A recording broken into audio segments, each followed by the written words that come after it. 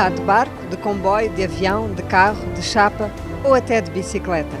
O importante é conseguirmos deslocar-nos de um lado para o outro. A mobilidade é essencial para o desenvolvimento de um país porque é preciso ligar os produtos aos mercados. É este encontro entre pessoas e mercadorias que faz vibrar a economia.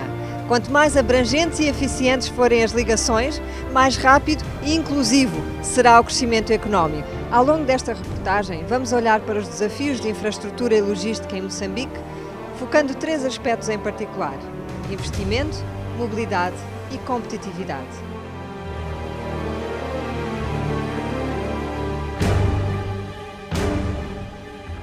Estamos no distrito de Ribaue, a cerca de 130 km de Nampula, no corredor de desenvolvimento do norte que liga o porto de Nacala ao vizinho Malawi. Esta é uma das 3 grandes ligações que atravessa Moçambique de este para oeste. Por causa da sua localização privilegiada na costa oriental da África subsaariana, Moçambique tem que garantir aos países do chamado Interland o acesso aos mercados globais através dos portos do Oceano Índico. Carvão, açúcar, ferro, fertilizantes são apenas algumas das cargas que transitam diariamente entre Nacala, Beira e Maputo e os vizinhos Malawi, Zâmbia, Zimbábue e África do Sul. Devido a este contexto económico e geopolítico, a nossa rede de infraestruturas portuárias, rodoviárias e ferroviárias foi desenvolvida com base numa lógica horizontal para servir as economias da região. Esta matriz espacial, herdada na independência, não prioriza as ligações internas que são fundamentais para unir os centros de produção aos centros de consumo. A grande questão que se coloca atualmente é como é que vamos planificar e desenvolver as infraestruturas do país de modo a potenciar a indústria e o comércio e a impulsionar a economia nacional. Esta questão remete-nos para 2 grandes eixos de reflexão: o desenvolvimento de infraestrutura e a eficiência logística. Ribaue fica na Estrada Nacional número 13, uma das rotas mais movimentadas do país. Para além da rodovia, tem o caminho de ferro que escoa o carvão de Moatize para o porto de Nacala Velha. O transporte de passageiros, por enquanto, é feito apenas entre Nampula e Quamba. Diariamente são cerca de 3.000 pessoas que utilizam o comboio do norte. Na sua maioria são camponeses que vivem nas zonas rurais. O carro dá 150, assim como o comboio está 80, preferir de comboio, como não tenho maneira de dinheiro.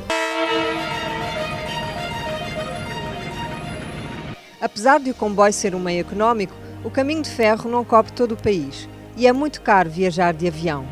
É por esse motivo que cerca de 90% do transporte de passageiros e 80% do transporte de mercadorias em Moçambique é feito por rodovia. Isso coloca uma grande pressão sobre as estradas nacionais. De acordo com dados oficiais, 1 em cada 4 estradas apresenta más condições de transitabilidade. Para além da reparação das vias existentes, é urgente ampliar a rede de ligações rodoviárias para servir as populações nas zonas rurais. É sabido que, em todo o país, 2 em cada 3 pessoas têm que percorrer uma distância superior a 2 km para chegar a uma via de acesso. Vamos ao encontro do Gersildo Cherinza para ver o trabalho que está a ser feito na zona centro do país.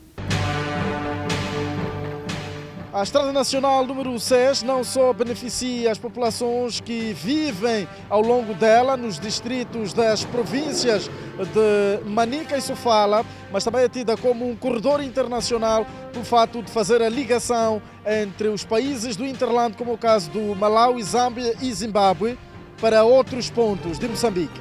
Para além dos trabalhos ao longo do corredor, há um esforço grande que está a ser feito para a construção e reabilitação de rodovias em zonas mais remotas, de modo a permitir uma maior fluidez da produção local. Obrigada, Gersildo. Aqui no norte do país as necessidades são igualmente prementes. Vamos fazer uma pequena digressão aqui na província de Nampula e também pelo Niassa para ver o trabalho que está a ser feito na reabilitação das vias principais e construção de vias secundárias.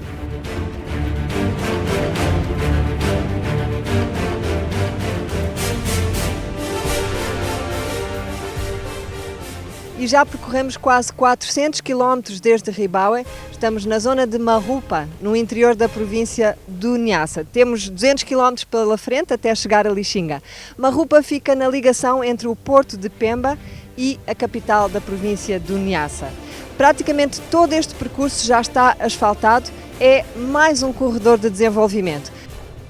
É uma rota que a gente faz com muita frequência porque a zona de Nampula, Ribau, Malema, Quamba, fugimos da tripilação porque a estrada está muito mal. A outra via levaríamos 3 ou 4 dias, mas com um caminhão cheio de problema. Apesar de ser uma das rotas mais importantes do país, as rodovias no corredor de Nacala estão muito castigadas.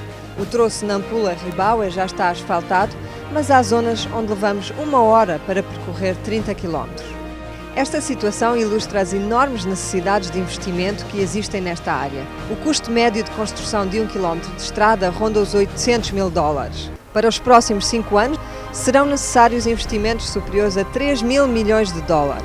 Um dos maiores desafios é, naturalmente, o financiamento. Anualmente, nós precisamos de um montante de cerca de 25 mil milhões de meticais, que é para podermos desenvolver os programas do setor de estrada. Parte deste orçamento são obras, algumas que já começaram e que de facto o seu financiamento já está assegurado. E naturalmente que algumas que são novas construções que vamos ter que começar, essas teremos que mobilizar recursos financeiros, que é para poder-se fazer a implementação deste programa. Para algumas pessoas, a resposta para um transporte mais rápido, económico e eficiente está no mar. Com uma costa de 2.700 km praticamente em linha reta, a cabotagem marítima é apontada como o caminho mais natural para reforçar a mobilidade de pessoas e mercadorias na vertente norte-sul. O setor dos transportes marítimos é a chave deste processo de comunicação e transporte de mercadorias. O país tem que usar o mar. É uma autoestrada já criada por Deus, com pouca manutenção, não tem grandes investimentos, tirando no nó logístico que é o porto.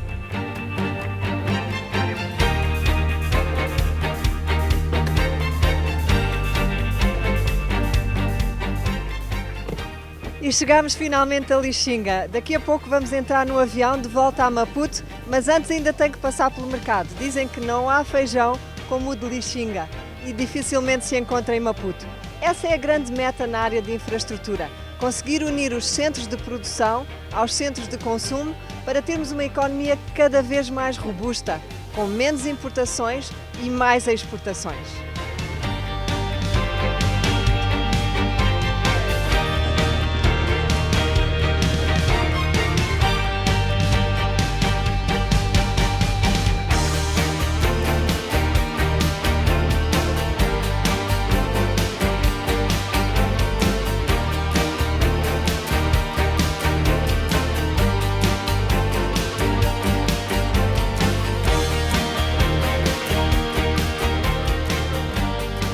Acabámos de aterrar em Maputo e daqui a pouco já vou para casa preparar o meu feijão de Lixinga. Conforme vimos nesta digressão pelo país, há um esforço enorme que está a ser feito para a construção, manutenção e fiscalização das infraestruturas rodoviárias. No entanto, para que a economia cresça, não basta ter uma boa rede de transportes, é preciso que essa rede funcione de forma integrada e fluida. Vamos olhar para o tema da eficiência logística.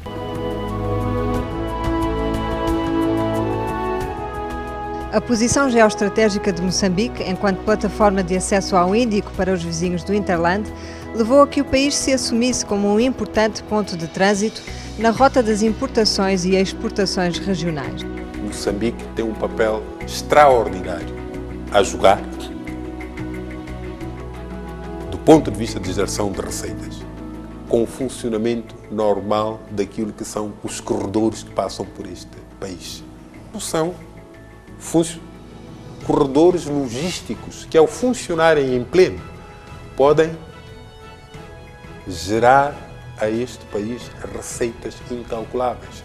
Neste contexto, a eficiência dos fluxos logísticos é determinante para a competitividade da economia nacional.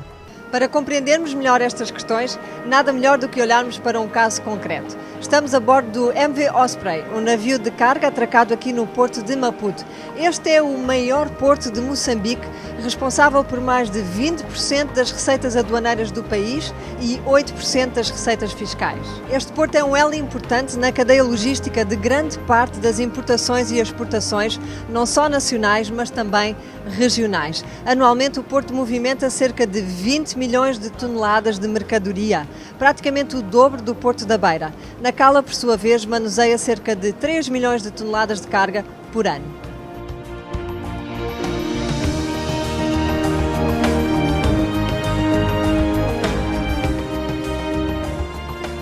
Da carga manuseada no porto de Maputo, 70% tem como origem ou destino os países da região, entre os quais se destaca a África do Sul.